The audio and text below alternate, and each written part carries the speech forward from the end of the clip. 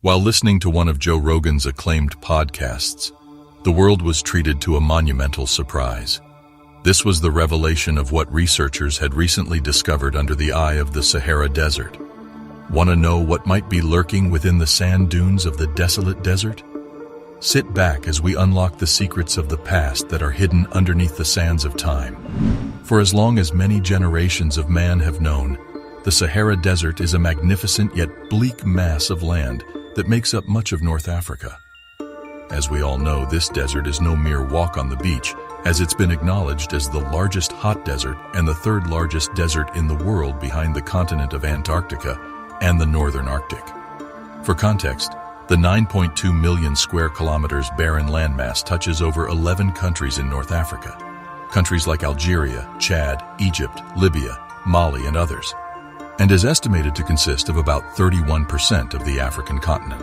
That said, the Sahara Desert does have a bit of diversity when it comes to its contents, its ecosystem, and its climate. Firstly, it's bordered by a variety of nature. On the west side lies the Atlantic Ocean, while in the north, the Atlantis Mountain and the Mediterranean Sea. Nevertheless, the entirety of the desert itself is the sandy landmass that we all know, bleak and scorching to all who happen to find their way there. In fact, it's been recorded to have an annual temperature of 30 degrees Celsius, but that is when you don't factor in the summers, which can experience temperatures that could be as high as 50 degrees. However, in the nights and in the winter seasons, the temperature drops to teeth-chattering levels. As unbelievable as that might be, this even gets more unbelievable when you learn that it may only experience 100 millimeters of rain annually. What it does experience is the African monsoon, which is a movement of moist air that makes its way from the Atlantic Ocean. Furthermore, the desert also experiences the dry movement of dust and sand, which is known as the Saharan air layer. This sends massive dust storms all across North, East, and West Africa.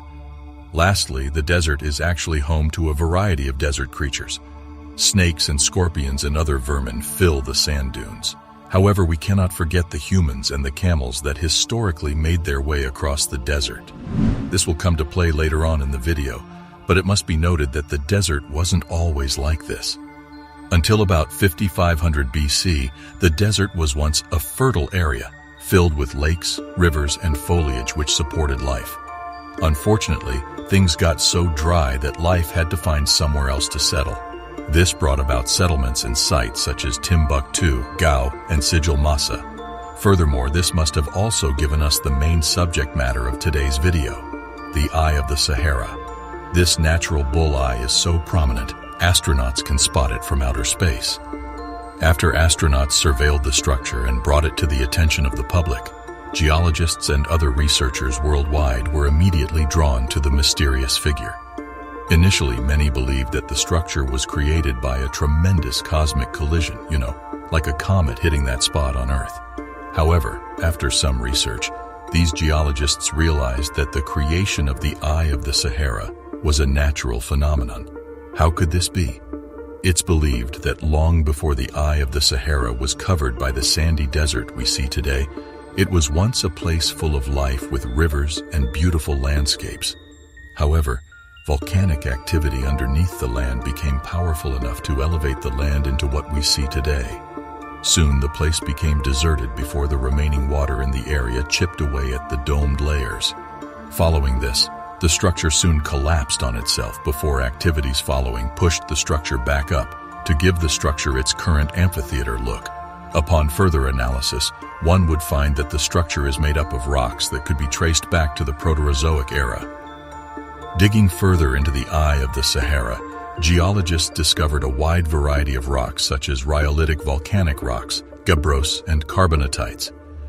As amazing as the Eye of the Sahara is, what's even more amazing are the conspiracy theories that surround the structure. One of such theories was presented by Corsetti on the Joe Rogan show. Together, the pair discussed the possibility that the Eye of the Sahara is actually the legendary city of Atlantis. Can you imagine? However, before we can even believe to consider if this is true, we have to ask, what is the city of Atlantis, and where could it have been back in the day? According to lore, this was once an advanced city that could have been located somewhere near the Rock of Gibraltar. Plato believed that this city may be somewhere underneath the Atlantic Ocean. However, upon an expedition underneath the Atlantic Ocean, it was conclusively decided that this could not be possible. Others believe that it might be somewhere in the Mediterranean or Antarctica, but again, this has been disproved. It's almost insane to believe that the remnants of Atlantis would be so difficult to place because according to historic figures such as Plato and Tertullian, Atlantis was much larger than Libya and Asia combined. However, over time, people came to reject this grandiose version for one that was perhaps more similar in size to Crete, which was the largest island in Greece. It is believed that the lost city of Atlantis was built by Poseidon, the Greek god of the seas, who built the city because of the love of a woman named Cleito, and in order to prove that this wasn't some fleeting thing, the sea god lifted his trident so that he could erect this mythical city surrounded by rings and tunnels similar to the rings surrounding the Eye of the Sahara. Filled with walls of black and red stones and an elaborate palace for his love, this was the paradise home for the people living there. Turning your attention to the people who lived in the fabled walls, it's believed that the people formed the city of Atlantis were extraterrestrials that hailed from a star called Lyrian, who made Atlantis their home about 50,000 years ago. This may be because it is believed that these people were taller and fairer than the average humans and had a lifespan that rivaled Methuselah in the Bible, as they had a lifespan of about 800 years. As we struggle with Atlantis's location, this belief that it was occupied by extraterrestrials made it seem that the city may have been on Mars. Nonetheless, the city soon met its fall when it was engaged in an apparently unprovoked war with the Athenians. Enraged, the gods sent tsunamis, floods, and other agents of nature to wipe the city off the planet. Consequently, we're left to ponder on if this city really did exist. Some hold the belief that it must have existed, although some of these assertions are dubious to say the least. For example, Robert Ballard, the ocean explorer who found the Titanic, believes that an eruption on the island of Santorini does have a strong resemblance with Plato's account of Atlantis. This has been supported by others, like Ignatius Donnelly, confirms the existence of a city in the mid-Atlantic where Plato mentioned it might be. However, there is a school of thought that believes that Plato made up the city so that he can convey his philosophical theories. However, there are proofs that do support Plato. For example, Solon, Plato's relative, traveled to Egypt to learn about Atlantis and spilled the tea about Atlantis to Plato once he returned to Greece. The city of alternating land and waters seems to match the description of the fossil of a city that is similar to the structure of the Eye of the Sahara. Furthermore, Solon and Plato spoke of mountains close to the fabled city. And guess what's close to the Eye? That's right, Majestic Mountains. Furthermore, Plato also described a sea to the south of the city and the desert that surrounded the city. Guess what's found close to the Eye of the Sahara? That's right again, a sea and a desert.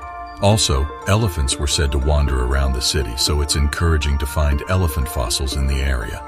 Finally, the Eye is littered with red and black rocks that were said to be found all over the city. Unfortunately, most of these theories are dismissed because the Eye of the Sahara is found in the desert, and Atlantis was destroyed by water. However, Plato suggested that the presence of water in the city at the time may have been due to a massive flood that may have occurred at the time. Furthermore, we must not dismiss the fact that the Sahara was once a fertile place, just as we mentioned earlier. However, many millennia ago, the Sahara became the desert that we know today. It is believed that overgrazing by humans and animals caused the desert to form, while there's another school of thought that believes that wind pattern destroyed the Sahara. Beforehand, it was believed that even the dinosaurs roamed this land during the Cretaceous period.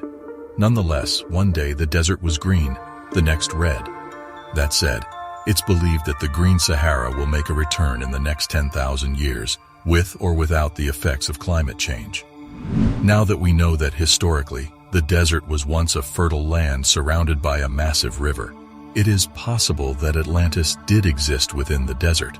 However, there still isn't any concrete proof that the Eye of the Sahara is the fossil of the lost city of Atlantis.